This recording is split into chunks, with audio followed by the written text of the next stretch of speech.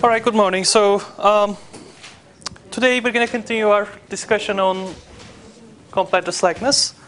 So essentially, if you recall from the last time, so this was a sort of property between the primal and dual LP problems.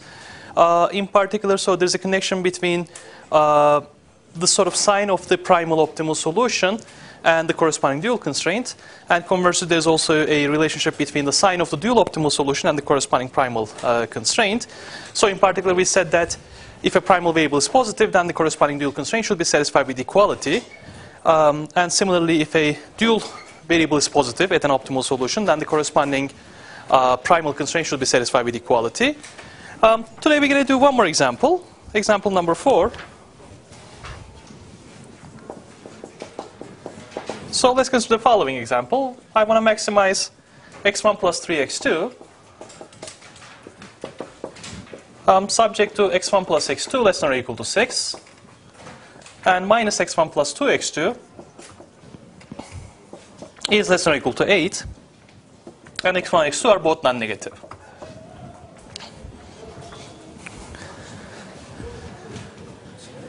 So again, this is a simple LP problem. There are only two variables and two constraints in addition to non-negativity constraints. So the question is the following. So find a dual optimal solution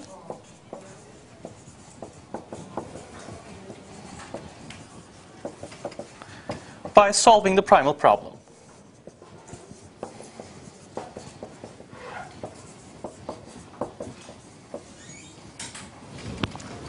And if you recall from the last time, so this was something that we did already, we know how to do already. So what we can do is we can try to find the primal optimal solution, and then we can use complementary slackness conditions, and we can try to compute a corresponding dual problem. So since there are only two variables, I can draw the feasible region.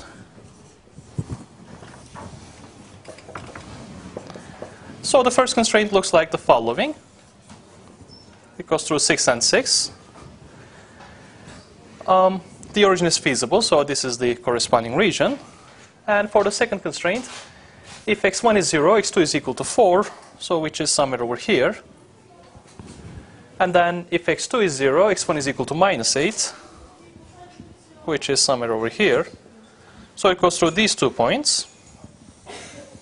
And the origin again is feasible, so as a result, this is the region corresponding to the second constraint. Then we have non-negativity, so which implies that the primal feasible region is given by this area, okay?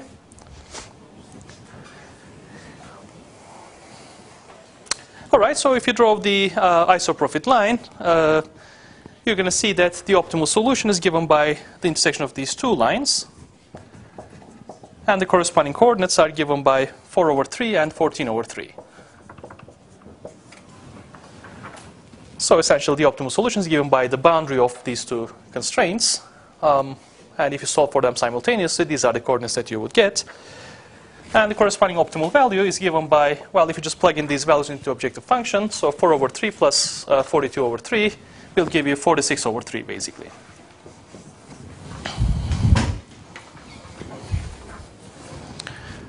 So this is the primal optimal solution. Okay?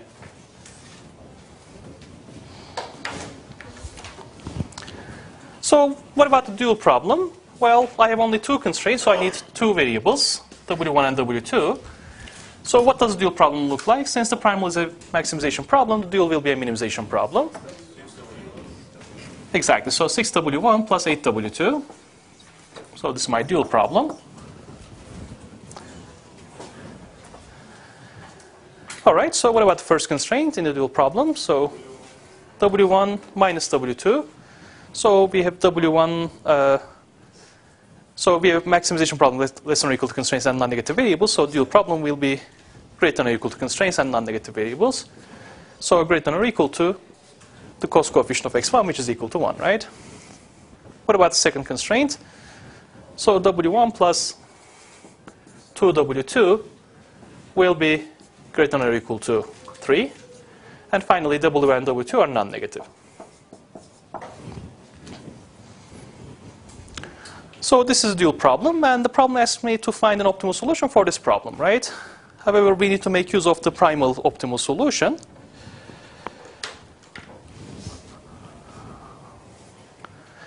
Well, so basically there are two ways of solving this problem, okay? So the first one is the following. If you recall from the strong duality theorem, we know that if we have a primal optimal solution, if we have a primal basic feasible solution which is optimal, which is this one right here, then based on that I can compute an optimal solution for the dual problem, right? So if you recall, we stated that as part of the strong duality theorem. So essentially, if I have an optimal basis for the primal problem, then we said that CB times B inverse would be an optimal solution for the dual problem, right? Do you remember that? Okay, so that's the first approach. So the first way is as follows. So what I'm going to do is the following. So I'm going to figure out the basic variables in the primal problem. So what are the basic variables? Well, since we have two constraints, after turning into standard form, we need two basic variables. Okay, and if you look at the optimal solution, both x1 and x2 are positive, so the basic variables are x1 and x2 basically, right? Okay, so my basic variables are x1 and x2 at the optimal solution. Okay. All right, so what is my corresponding basis matrix B? Well, if x1 and x2 are basic variables, then the B matrix will be given by 1, minus 1, 1, 2 basically, right? So 1, minus 1, and 1, 2. All right, what is my CB vector? So remember, CB was the cost coefficients of the basic variables. Okay, so what is CB in this case? So it's given by 1 and 3 basically, right? So those are my basic variables, and the cost coefficients are 1 and 3. Okay, so I need the inverse of B. So if I know what B is, then I can take B inverse. Okay, so what does B inverse look like? Well, I mean, so you can use the formula, or you can sort of do Gaussian elimination to find the inverse. The inverse turns out to be the following: 2 over 3 minus 1 over 3, 1 over 3, and 1 over 3. And you can verify that if you multiply B and B inverse, you get the identity matrix, okay? All right, so then what I'm going to do is the following. So I'm going to set W star to be CB times B inverse. CB is given by 1, 3. B inverse is given by 2 over 3, minus 1 over 3, 1 over 3, and 1 over 3. So what is the result of this product? Well, if you look at the inner product of this one and first column, I have 2 over 3 plus 3 over 3, so I get 5 over 3. What about the second component? I have minus 1 over 3 plus 3 over 3, so I get 2 over 3 basically, right? And this is indeed the optimal solution that I'm looking for the dual problem, okay?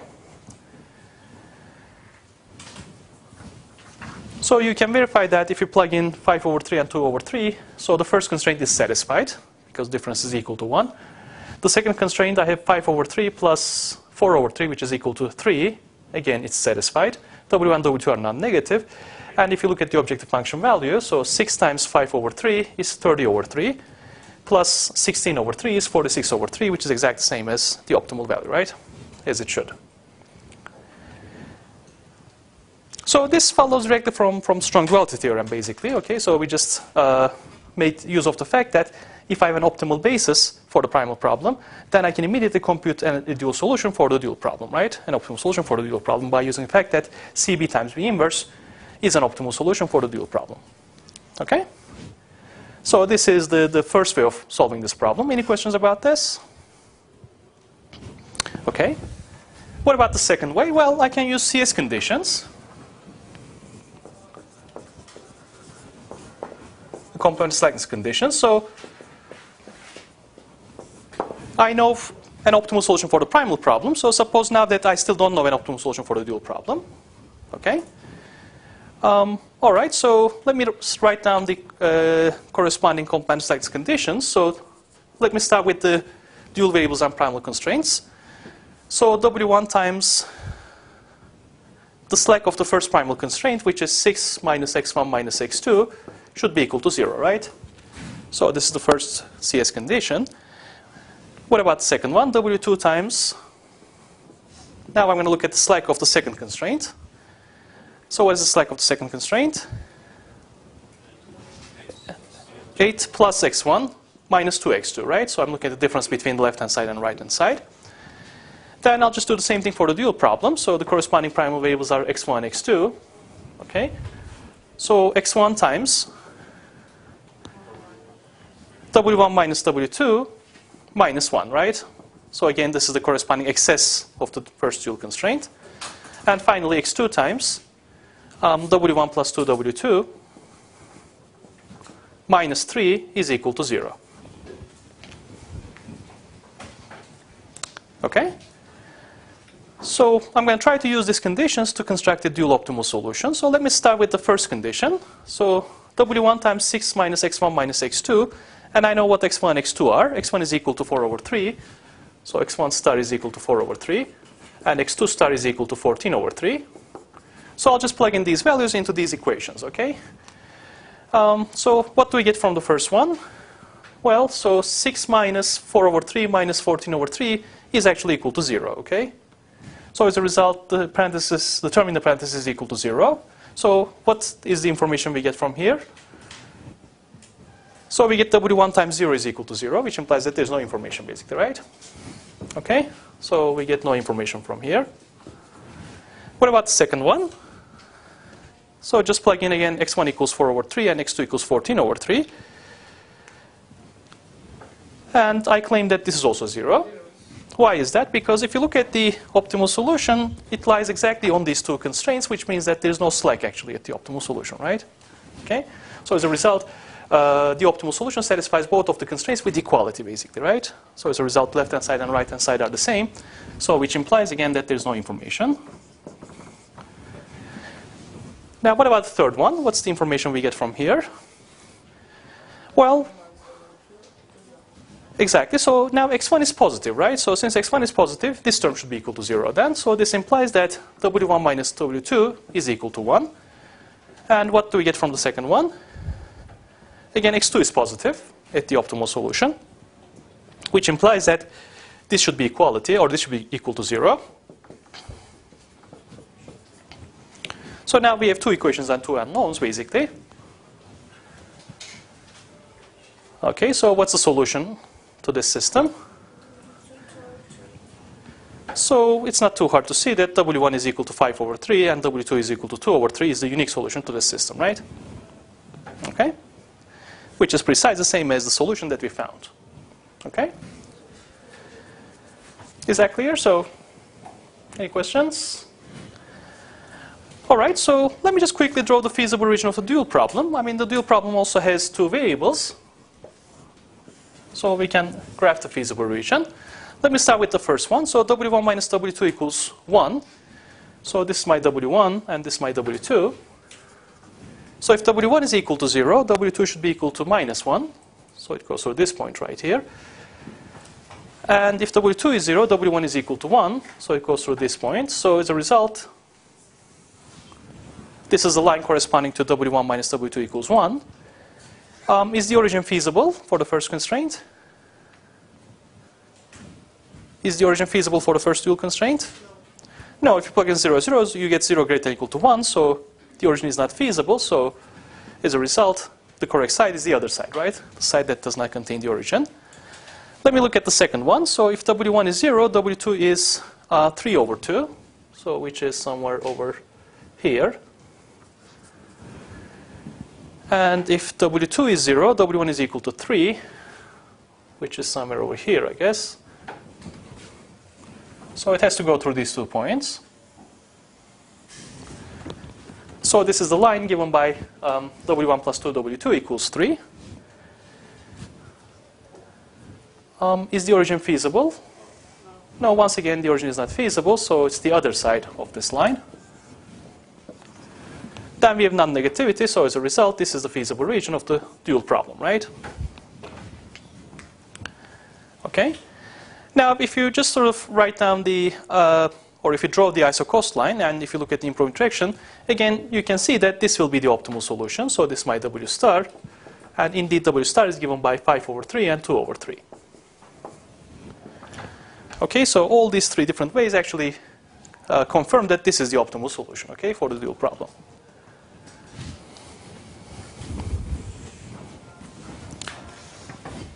All right, so any questions? All right, so now suppose that there's a second part to this question. So I'm going to call it part B. And part B asks for the following. Is the solution x bar given by 0, 4 an optimal solution for the primal problem?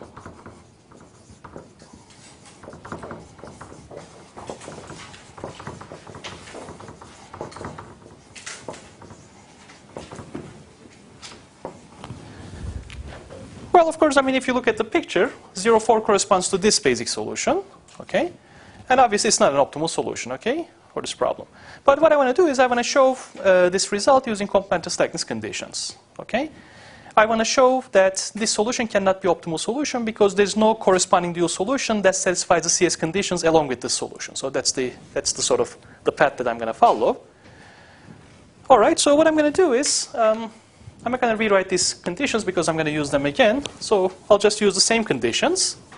But this time I'm going to use x1 equals 0 and x2 equals 4. Okay, so I'm going to plug in those values. And I'm going to try to compute a corresponding dual optimal solution. Okay? So if this were an optimal solution, then I would be able to find an optimal solution for the dual problem that satisfies all of these conditions along with this solution, basically, right? So that's the sort of reasoning that I'm using right now. Let me start with the first one. So I'm going to plug in x1 equals 0 and x2 equals 4. So what do we get from the first one? W1 equals 0 because the term in the parentheses is equal to 2, basically, right? Which is positive, so W1 should be equal to 0. What about the second one? There's no information because the term in the parentheses is also equal to 0, basically, right? So there's no information coming from the second one. What about the third one? Again, no information because x1 is equal to 0, so the term in the parentheses can be anything, so there's no information. And what about the last one? So since x2 is positive, that means that this term should be equal to 0, so which implies that W1 plus 2W2 is equal to 3, basically, right? So I have these two equations. So what's the corresponding solution? Well, we have W1 equals 0, obviously. And what about W2? W2 is obviously 3 over 2.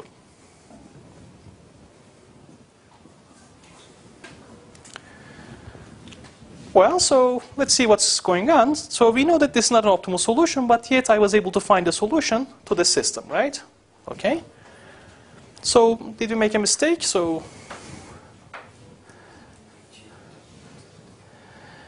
Well, let me just go back to the dual problem, and let me see what this solution corresponds to. So W1 is equal to 0, W2 is equal to 3 over 2, so that's precisely this solution right here, basically, right? Okay? But the problem is that this solution is a basic solution, right, for the dual problem. However, it's not a basic feasible solution, right? It's not in the feasible region, okay? And indeed, if you take, for example, 0 and 3 over 2 and plug it into this constraint, you're going to see that the first constraint is violated, basically, right? So 0 minus 3 over 2 is minus 3 over 2, and obviously minus 3 over 2 is not greater than 1, okay? So this is actually interesting because essentially, this is a basic feasible solution for the primal problem.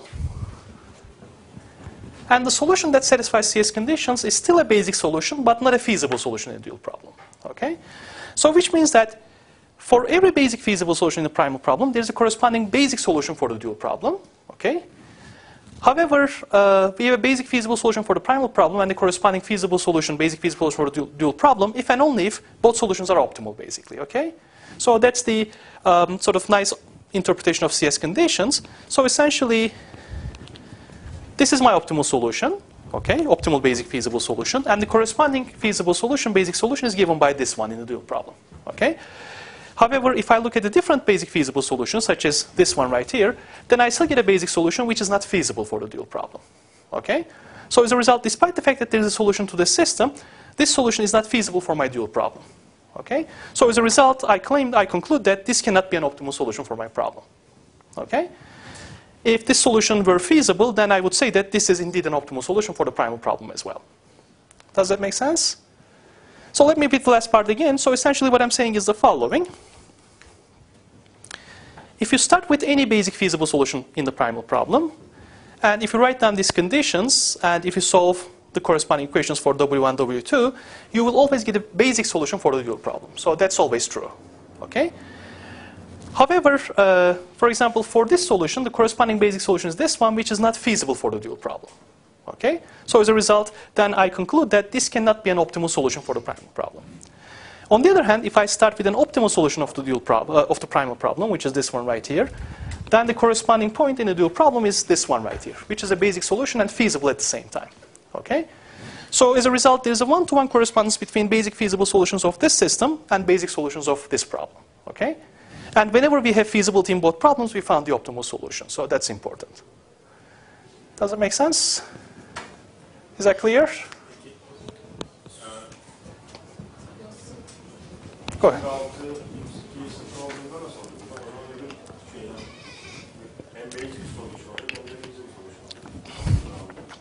All right, so let me just do it as a third example. So part C is, let's say, x tilde given by 6, 0, an optimal solution.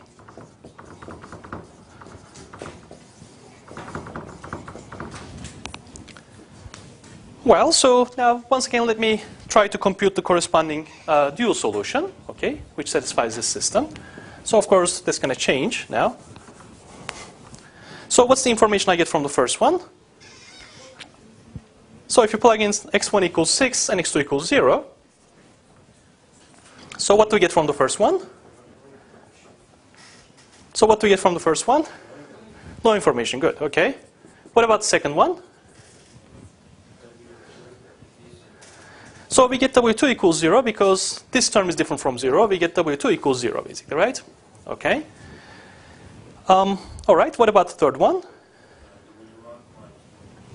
W1 minus W2 should be equal to 1. And from the last one, we get no information, right? Now, what is the corresponding solution? Well, W2 is 0, so which implies that W1 is equal to 1, and W2 is equal to 0. Now, what is the corresponding solution here? Well, it's actually given by this one, okay? Which is, again, a basic solution for the dual problem, but not a feasible solution, okay? So which means, once again, that for every basic feasible solution in the primal problem, there's a corresponding basic solution in the dual problem, okay? But that basic solution may or may not be feasible in general, okay? However, it is feasible if and only if the primal solution is optimal to start with, okay? So that is how you check optimality in the primal and dual problems, essentially. Is that clear now? Do you still have your questions, or?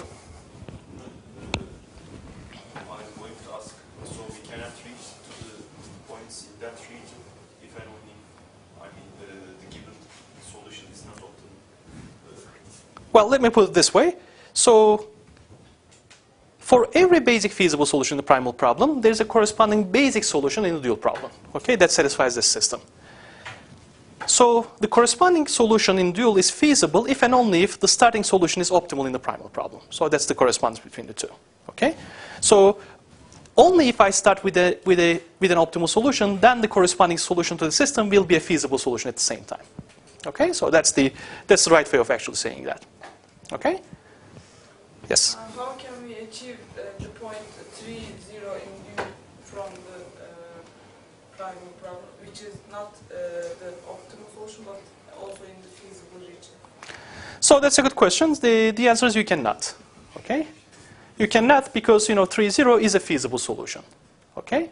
So if you start with a non-optimal basic feasible solution, then you always achieve a basic solution which is not feasible for the dual problem. However, this one is a basic feasible solution, so this one you can never reach. Okay? As an exercise, you can just try 0, 0, for example, to start with, and you're going to see that the corresponding solution probably will be given by this one. Okay?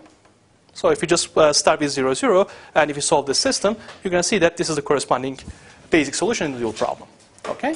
So as a result, we have optimality in the primal problem and optimality in the dual problem, if and only if the corresponding feasible solutions, corresponding basic solutions are feasible in each problem, basically. Okay?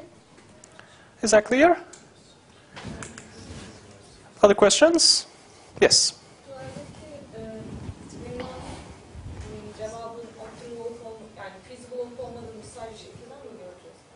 Well, you can just plug it into. Well, you have your constraints, right? So CS can. So that's a good question. So even if you get a solution from the CS conditions, you should always check feasibility of that solution. Okay? And if that solution is feasible for the dual problem, then you're done. If you're not feasible, then that means that the starting solution, primal solution, cannot be optimal in the first place. Okay? So that's the sort of path that you should follow. Okay? Other questions? So is this clear? So I just want to make sure that this is clear. So, and of course, I mean, one may think about this as the following. So back to your question. So if I start with this solution in the dual problem, which is a basic feasible solution, then the corresponding solution in the primal problem will still be a basic solution, which is not feasible now. Okay? So now that's the correlation between the two. Okay? So for every basic solution, which is not feasible, there's a corresponding basic feasible solution. And for every basic solution which is feasible, there's a corresponding basic solution which is not feasible. So that's the relationship between primal and dual in general, okay? All right, any other questions? Yes? Also, for the first combination of it for our probability, we said that for the second condition there is no info, but it should cannot be W2 equal to 0. Because From this one? Or this one? second, yes. Okay. For 3 and minus 2 14 over.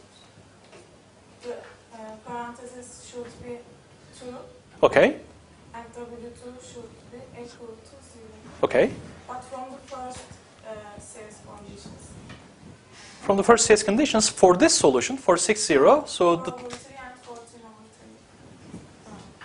Well, okay, so I'm using these conditions with a single primal solution, okay? So the primal, I'm changing primal solution every time. So if I start with, this solution, then I get a different value of W1, W2. If I start with this solution, then I get a different value of W1, W2. If I start with this solution, then I get a different value of W1, W2. So in other words, W1, W2 depends on which solution I'm starting with.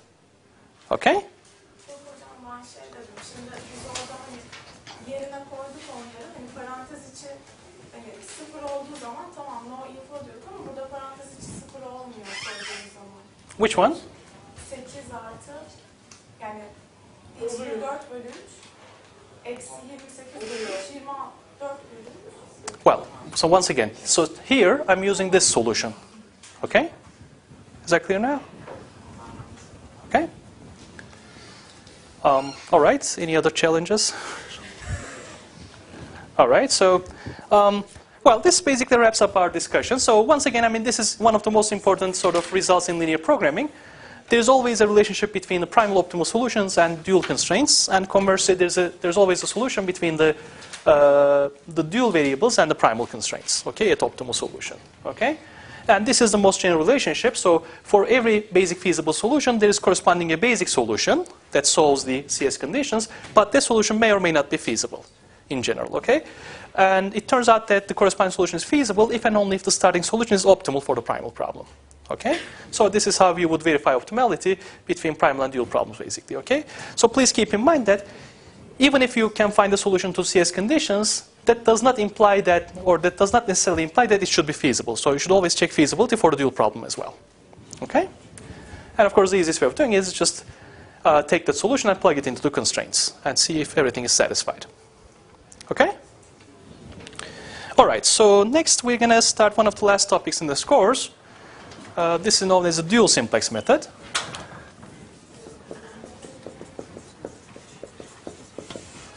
And this is also important as well.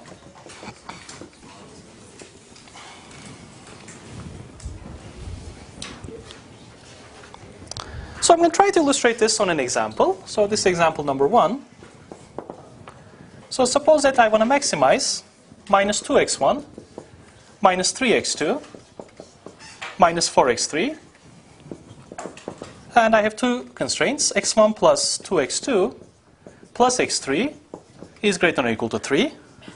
2x1 minus x2 plus 3x3 is greater than or equal to 4. And x1, x2, and x3 are all non-negative.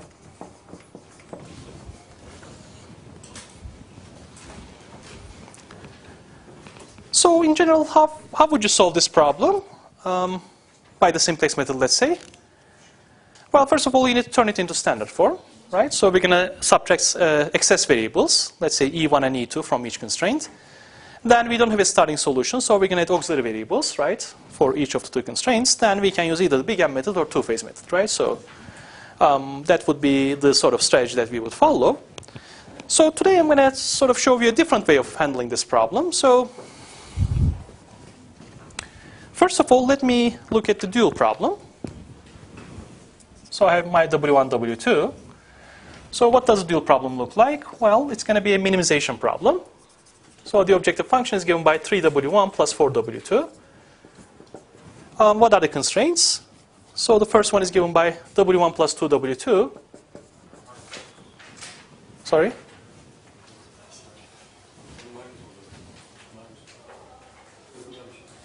Okay, greater than or equal to minus 2.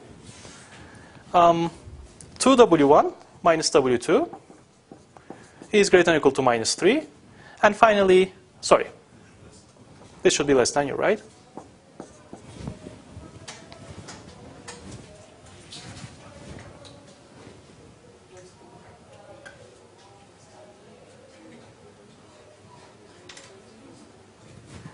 Sorry.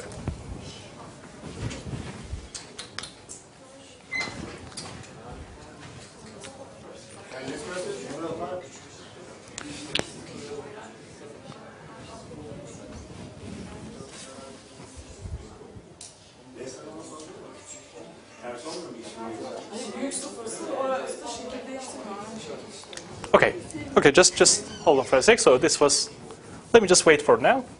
Okay. So this is what I'm going to do. So first of all, I'm going to take this maximization problem. So note that we have greater than or equal to constraints. So first of all, I'm going to replace them by less than or equal to constraints. Okay. So what I'm going to do is the following. I'll take this problem. Minus 2x1, minus 3x2, minus 4x3. And then I'm going to multiply both of these constraints by minus 1. Okay, so that the inequality will change direction, basically. Okay, so let me do that. Minus x1 minus 2x2 minus x3 is less than or equal to minus 3. Okay, then I'm going to look at the second one. Minus 2x1 minus x2 plus 3x3. So minus 2x2 plus x2 minus 3x3 will be less than or equal to minus 4.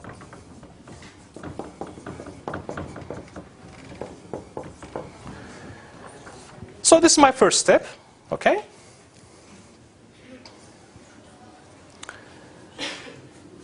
All right, so then I'm going to turn it into standard form, well, or turn it at least into equality form. So I'm going to add a slack variable for this one. So plus x4 is equal to 3. And I'm going to add slack variable for this one. So plus x5 is equal to minus 4. Okay? And I'm going to add x4 and x5. So one thing you should be careful about here is the following. So despite the fact that we have equality constraints, this problem is not in standard form, right? Why not? Because right-hand side values are not non-negative, okay? So this problem is not in standard form. However, I'm going to keep it this way for now, okay? I'm not going to change it. So now let me look at the dual problem. So what's the dual of this problem? I have W1 and W2. So I'm going to have a minimization problem. What is the objective function? So minus 3W1 minus 4W2. So I'm taking the dual of the transformed problem now. Okay. So what do my constraints look like? So minus W1 minus 2W2. The right-hand side value is minus 2. Okay. Now what is the type of the constraint? So what is the correct sign of the constraint? Well, let's think about it. So the corresponding primal variable is x1. x1 is non-negative. So this is a minimization problem. So I'm going to have greater than or equal to now. Okay. Is everybody convinced now? Okay. What about the second one? So minus 2W1 plus W2 by the same reasoning is greater than or equal to minus 3. Then I have minus W1 minus 3W2 will be greater than or equal to minus 4. Okay. What about the fourth one? W1 and there is no W2 is greater than or equal to 0. What about this one? W2 is greater than or equal to 0. And since W1 and W2 correspond to equality constraints, So they're going to be free variables, basically, right? So W1 is free and W2 is free.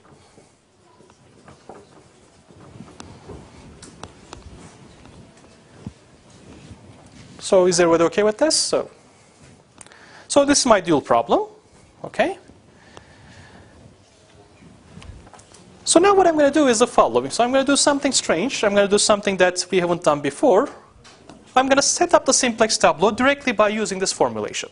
Despite the fact that the right-hand side values are negative, I'm going to still start with this solution. And I'm going to show you that I can also solve the problem using that.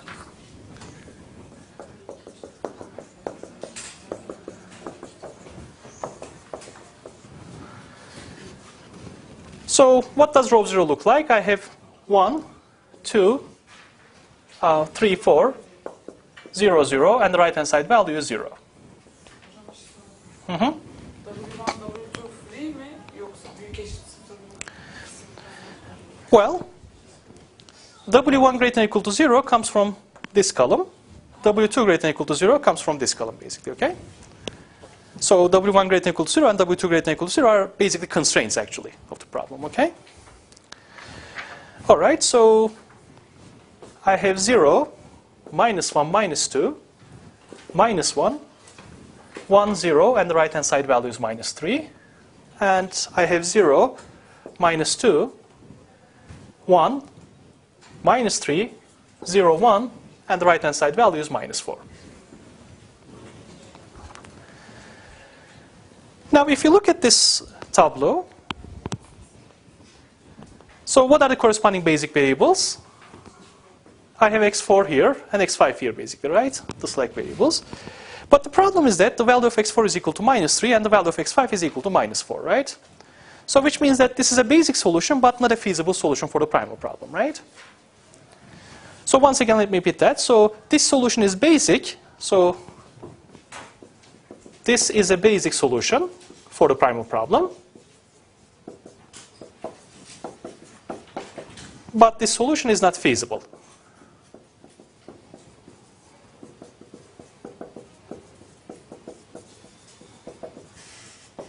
Why not feasible? Because the current value of x4 is equal to minus 3 and the current value of x5 is equal to minus 4.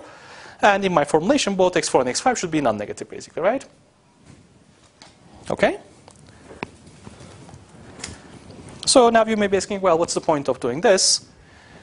Well, the point is the following. So just look at rho 0 coefficients for now. Okay?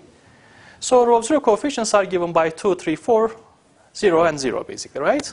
So one thing that's common in rho 0 is that all of them are non-negative, basically, right? So in particular, if the right-hand side values were also non-negative, this would be an optimal solution, basically, right? For the primal problem. Why? Because it's a maximization problem. Okay? So basically, so one thing that's worth paying attention to in this example is that, so all of the rho 0 coefficients are non-negative. Okay? However, the right-hand side values of x4 and x5 are negative. So basically, this is infeasible for the primal problem. Now, if you recall, when we discussed strong duality, we said that if you look at the rho 0 coefficients, basically, okay, and in particular, if you look at the values underneath the slack variables, which are 0 and 0 in this case, then they give you a solution for the dual problem, right? So they give you values for W1 and W2, basically. Okay? Now, in particular, the fact that all of these numbers are non-negative basically means that this solution is feasible for the dual problem, actually. Okay? And I'm going to show you that that's indeed true. So if you set W1 equals 0 and W2 equals 0,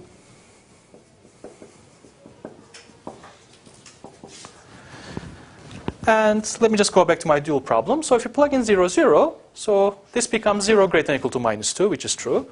This becomes 0 greater than or equal to minus 3, which is true. This becomes 0 greater than or equal to minus 4, which is true. And these are also satisfied. Obviously, these are satisfied as well. So despite the fact that we have an infeasible solution for the primal, we actually have a feasible solution for the dual problem. Does everybody see that? Okay. So now what I'm going to do is, essentially, rather than trying to solve the primal problem, I'm going to try to solve the dual problem, actually, on the same tableau. Okay? So, which is a feasible solution for the dual problem.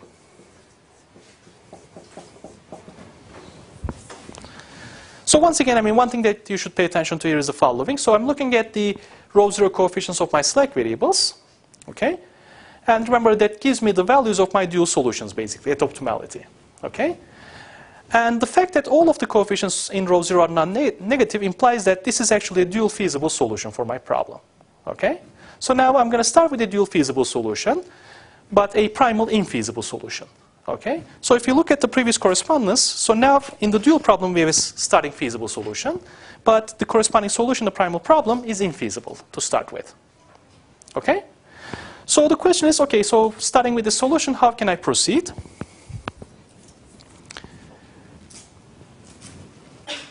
Well, of course, I need to restore feasibility for the primal problem, right? So I need to eliminate the negative variables from my solution.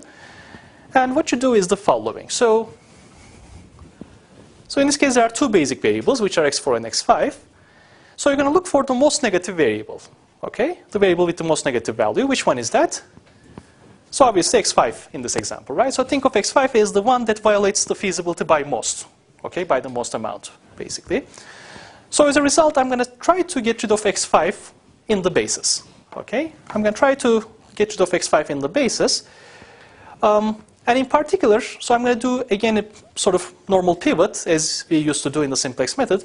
But the problem is that since this one is negative, eventually I want to get a positive number on the right-hand side, okay? So that means that, you know, if I pivot on this row, I should be looking for a negative number as well, okay? So in other words, if I pivot, for example, on a positive number, such as this one, then this is still negative, basically, okay? However, if I pivot on this one or this one, then the first step will be divide everything by -2. Then this now becomes a positive number, basically, okay? So as a result, when I'm looking for a pivot, when I'm looking for the next pivot, I should be looking for a negative number in that row, okay? Let me repeat that again, because, for example, if I pivot on this entry, okay, then row 2 actually remains unchanged, basically, right? Okay? So which means that we will still have a negative value on the right-hand side. Similarly, if I pivot on this entry, then again this will not change. However, if I pivot on, for example, this entry, so first of all I need to divide everything by -2, and if I do that, now this becomes +2 basically, right? After dividing by. So as a result, I need to choose my pivots from among the negative entries. Okay? So I can pivot either on this one or this one. Okay? All right, so in the usual simplex method, what we do was we were trying to maintain primal feasibility. Okay? So in the dual simplex method, we're going to try to maintain dual feasibility. Okay? So we're going to actually keep feasible solution for the dual problem, and I'm going to try to arrive at a primal feasible solution, basically. Okay?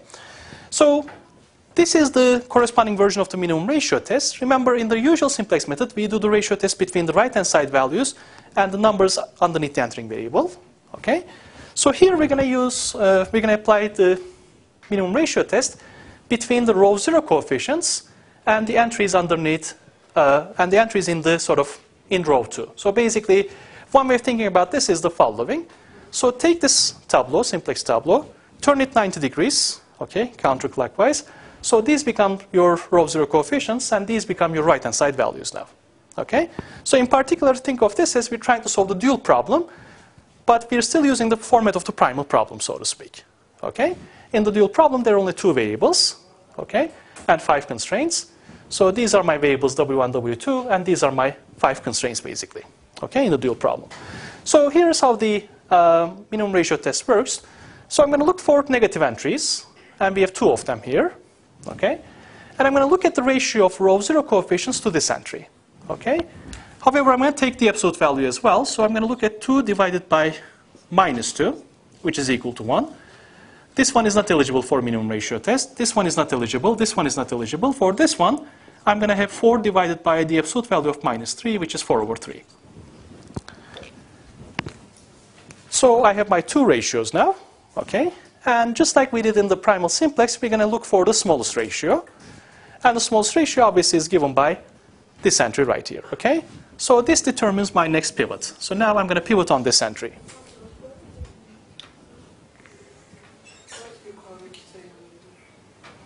So I'm looking at the ratio of this number to this number, and this number to this number.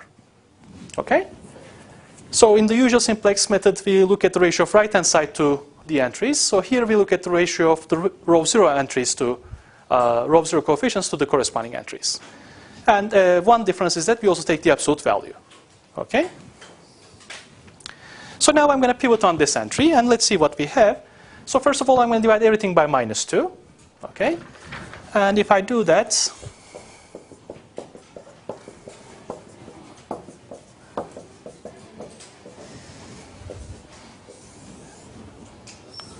so what does new row 2 look like? Well, divide everything by -2. You have 0, 1, -1 over 2, 3 over 2, 0, -1 over 2, and the right-hand side now becomes positive, which is equal to 2, basically, okay?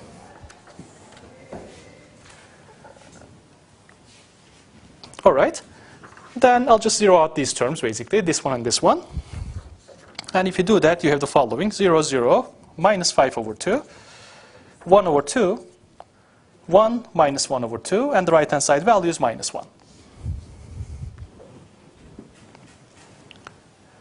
Okay, so, and the new row 0 looks like the following. So 1, 0, 4, 1, 0, 1, and the right-hand side value becomes -4.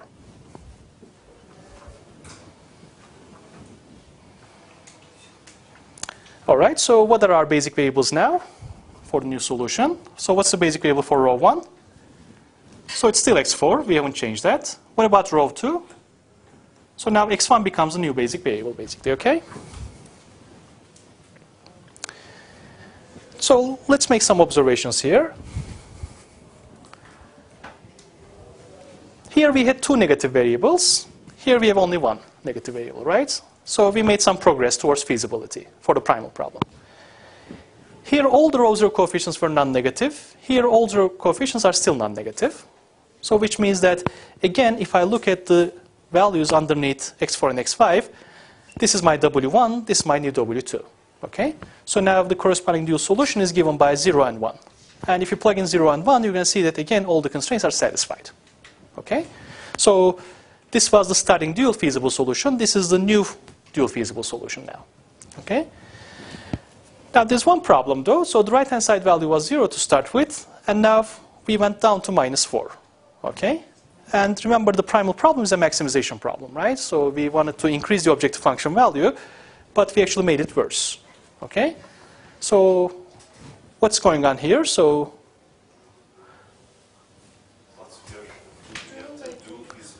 exactly. So we're actually, remembering, started with a dual feasible solution. We obtained a different dual feasible solution. And dual problem is a minimization problem, actually. Okay? So for this value, for this dual solution, the objective function value was 0. For this solution, for 0, 1, if you just plug in the objective function, you get indeed -4 as the objective function value. So as a result, we made progress for the dual problem, basically. Okay? So once again, so we start with 0 as the objective function value of the dual problem. And we are now at a solution with an objective function value of -4, which is a better solution for the dual problem. So we're actually making progress for the dual problem. Does that make sense? Okay. So now, once again, all row 0 coefficients are non-negative. So the corresponding solution now is given by W1 is equal to 0, W2 is equal to 1. Okay. And the new objective function value is -4. And once again, this solution is basic for the primal problem, but not feasible, right? It's not feasible because of this value right here. So now I'm going to try to get rid of this value right here. Okay? So once again, I'm going to look for negative pivots. So it can be either this one or this one, basically. Okay? And I'm going to apply the minimum ratio test to figure out which is the correct pivot. So what's the ratio for this one? So it's going to be 4 over the absolute value of -5 over 2. And that's going to be equal to 8 over 5, right? Which is 1.6. What about this one? So I'm going to have 1 divided by the absolute value of -1 over 2, and I get 2, basically. Okay? So which one achieves the minimum ratio? The first one, basically. Okay? So which means that I'm going to now pivot on this entry. Okay? So let me just do this, and we'll take a break. So if you pivot on this entry, the new tableau looks like the following.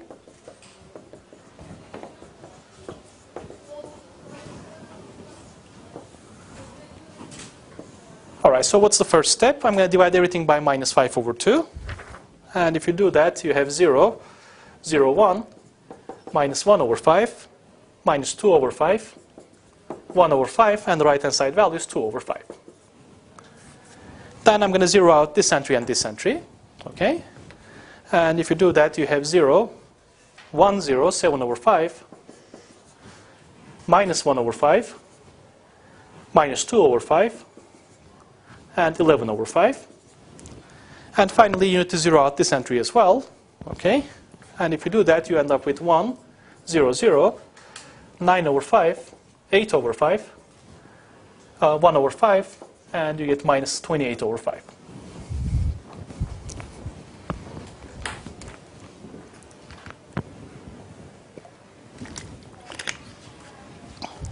What are the new basic variables? So for row 1, we have x2, and for row 2, we have x1, basically, right? Now let's look at the new solution. So first of all, both the right-hand side values of x1 and x2 are non-negative, right? So which means that this is actually a feasible solution for the primal problem. Okay? If you look at the row 0 coefficients, they're all non-negative. Okay? So which means that this is also a feasible solution for the dual problem. Okay? The corresponding solution is feasible for the dual problem. So then what do we conclude? Well, this is the optimal solution, basically. Okay? So we achieved primal feasibility.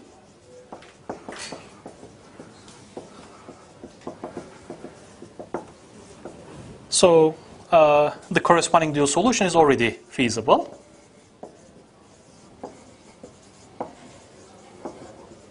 Solution given by W1 equals 8 over 5, W2 equals 1 over 5 is already feasible.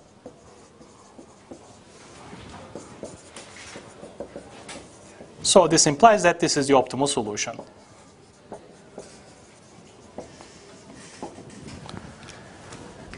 So as a result, the optimal primal solution is given by x1 equals 11 over 5 and x2 equals 2 over 5. Okay? And if you plug in 11 over 5 and 2 over 5 into the objective function, so you have minus 22, minus 6, so you get minus 28 over 5 is the optimal solution. Indeed, that's the optimal solution that we get. If you look at the dual solution, which is 8 over 5 and 1 over 5, you can just plug in 8 over 5 and 1 over 5 into all of these constraints. You're going to see that all of them are satisfied. Okay? And the corresponding objective function value will be given by minus 24 over 5, minus 4 over 5, which is minus 28 over 5. And we have the agreement between primal and dual values. So as a result, this is the optimal solution for the primal and dual problem as well. Okay? I'm going to give you one more example, but in summary, essentially what we do is the following. So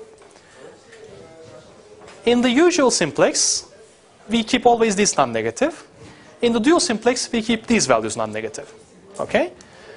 So in the primal simplex, we would like to achieve a tableau in which these values are non-negative. In the dual simplex, we will try to achieve a tableau in which the right-hand side values are non-negative.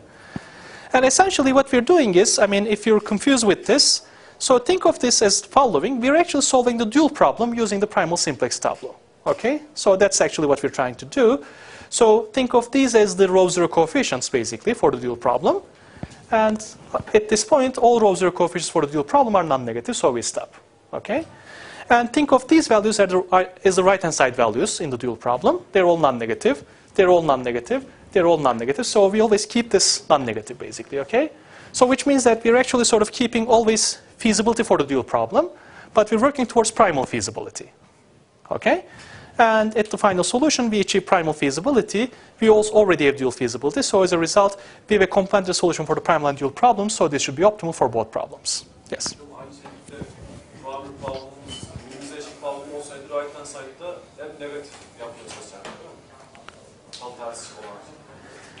Well, if the primal were a minimization problem, okay, then we would try to have negative values in row 0 all the time. So we would try to keep that in that case. I think I will give you an example.